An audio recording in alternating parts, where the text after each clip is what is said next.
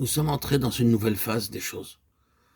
On recherche sérieusement le réveil, et certains grands noms de l'histoire du réveil sont dans les pensées, sur les lèvres, et sont souvent employés pour stimuler l'esprit ou la mentalité du réveil. Mais il se pourrait que Dieu ne permette pas maintenant qu'une grande œuvre faite par lui soit liée à des noms d'hommes. Quoi que nous voulions ou cherchions à faire, nous ne pourrions produire rien de réel ou de vivant si Dieu ne le fait pas lui-même. Il faut que ce soit son œuvre, et manifestement son œuvre seule. La Pentecôte, dans sa signification et sa valeur pour tous les temps, demeure sur la fondation de la croix. La croix dans laquelle les disciples, les apôtres chrétiens ont tout perdu dans ce monde. Ils ont perdu leur Christ selon la chair. Ils ont perdu leur royaume de Dieu selon la chair. Ils ont perdu leur propre vie, leur réputation, leur espérance, leur attente et leur foi en ce qui concerne les choses de Dieu liées à cette terre. Ils ont tout retrouvé, mais d'une manière céleste et spirituelle. Leur propre âme a été crucifiée lorsque Christ est mort. Mais quelle puissante récompense en esprit. Il peut y avoir trop de vie d'âme, de psychisme pour que Dieu puisse se confier lui-même. Et il ne pourra se confier à nous que lorsque nous aurons accepté plus de dépouillement et d'abandon. Il y a une autre chose qui est bien en accord avec ce que nous venons de dire. Cela nous introduit à d'autres passages des Écritures tels que il a mis toutes choses sous ses pieds, il a donné pour chef suprême la tête à l'Église, qui est son corps, la plénitude de celui qui remplit tout en tous, Éphésiens 22. Et en détruit l'inimitié par sa propre chair, il a voulu créer en lui-même un seul homme nouveau, et après les avoir réunis en un seul corps, les réconcilier, Éphésiens 2, 14, 16. À lui la gloire dans l'Église, et en Jésus-Christ, dans tous les âges au siècle des siècles, Éphésiens 3, 21. Ces passages et beaucoup d'autres semblables montrent clairement que l'Église, qui est son corps, est le seul homme nouveau, destiné à être l'instrument pour le gouvernement universel de Christ. Cet homme est le fruit de sa croix. Cette Église est née de ses souffrances. C'est une Église crucifiée, ensevelie et ressuscitée, en union et identifiée avec Christ. Quelle gloire pourrait-elle connaître sinon la gloire de sa tête dans l'Église?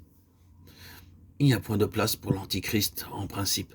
C'est dans et par l'Église qui est son corps que la plénitude de Christ sera manifestée, que Dieu entrera dans ses droits. À lui la gloire dans l'Église et en Jésus-Christ au siècle des siècles.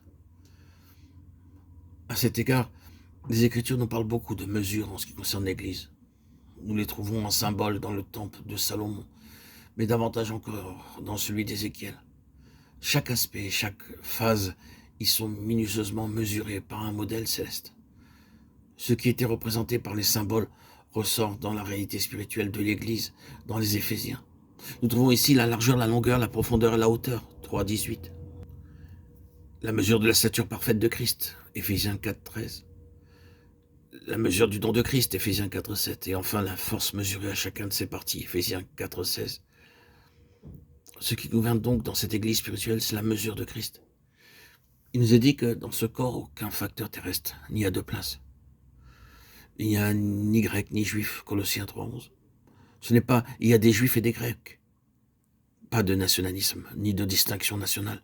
Pas de dénominationalisme, ni d'interdénominationalisme, ni de sans-dénominationalisme. Tous ces termes ne représentent que des distinctions et des différences humaines entre les uns et les autres. Christ est autre que tout cela. Et lorsque Christ prédomine, les éléments et les traits naturels sont soumis, que ce soit ceux du tempérament, de la société, de l'éducation, de la nation, ou quel qu'il soit.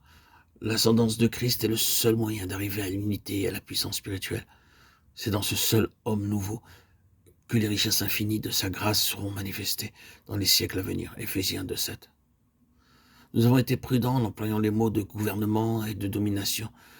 Le dernier parle de force, d'autorité, de despotisme et d'autres traits semblables. Il appartient à l'Antichrist. Le premier s'exercera par le droit divin et avec l'accord et la coopération de tout l'univers.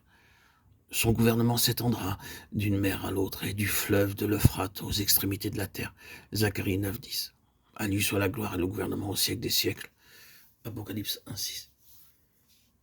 La puissance spirituelle et la force de l'âme sont des choses très différentes et elles appartiennent respectivement à des royaumes différents, au royaume des cieux et au royaume de l'homme. La destinée de l'homme, selon la pensée de Dieu, demande qu'il soit né de l'esprit, qu'il marche selon l'esprit, et qu'il arrive à la maturité spirituelle.